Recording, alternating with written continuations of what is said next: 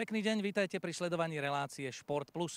Slovenskí lakrosoví reprezentanti sa chystajú na majstrovstvá Európy. Ako príprava im slúžila účasť v Českej lige, kde napokon skončili na 4. mieste. Pôvodom stará indiánska hra zo Severnej Ameriky sa rozdeľuje na field a box lacrosse. Field sa hrá na trávnatom ihrisku a box zas na hokejovom štadióne. Zápas trvá 4x20 minút a v tíme je 10 hráčov. Hrá sa tzv. Lacroskami. Obrancovia používajú dlhšie, útočníci o niečo kratšie. Je tu povolený telesný kontakt, ktorým si hráči môžu pomôcť či už pri bránení alebo pri útočení. Hráči sú povinní nosiť výstroj. V prípade, že sa dopustia faulu, nasleduje trest v podobe vylúčenia na určitý čas.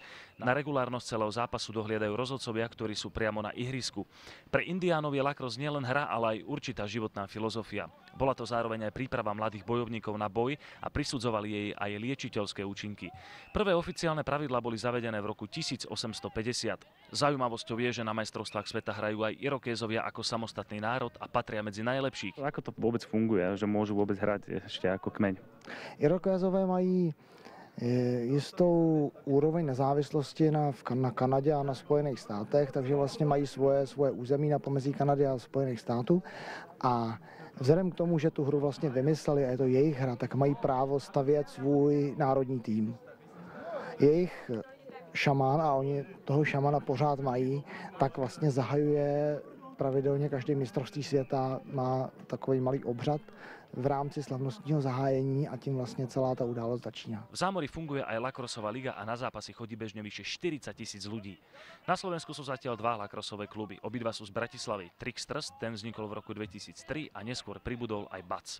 Získava si čoraz viac priaznivcov tento šport u nás, zatiaľ má základňa okolo 46 členov. Tak tento šport práve už teraz si všímam, že aj na uliciach ľudia, keď chodíme s lacroskami, tak vidia, chalani hrajú lacrosse. Verím tomu, že tento šport má obrovskú budúcnosť, pretože je veľmi blízky hokeju a keďže hokej je u nás jedným zo športov číslo 1, verím tomu, že kopec chlapcov, ktorí nemôžu byť úplne na tých najvyšších metách hokejových, by práve v lacrosse mohli veľmi úspešne reprezentovať Slovensko a dostať sa na tie najvyššie pozície a zabojovať aj o medaile. Pretože tá blízkosť toho športu jednak tým kontaktom a dynamickou hry tak je veľmi blízka hokeju. Zatiaľ je to výsada Bratislavy. Máte informácie, že sa to rozširuje aj mimo hlavného mesta? Sú všelijaké lastovičky, nejakí chalani z Popradu sa nám ozvali, že by chceli začať.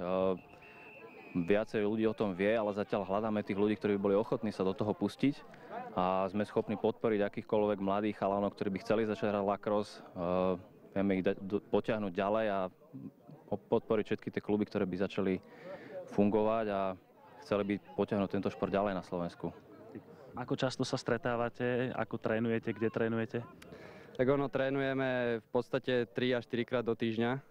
Keďže teraz je tá príprava na majstrovstvá Európy, tak sme spojení dva kluby, trénujeme pondelok a sobotu a trénujeme v Ružinové v areáli netradičných športov. Přestože začali o hodně později, tak nás v Čechách dohánějí mílovými kroky.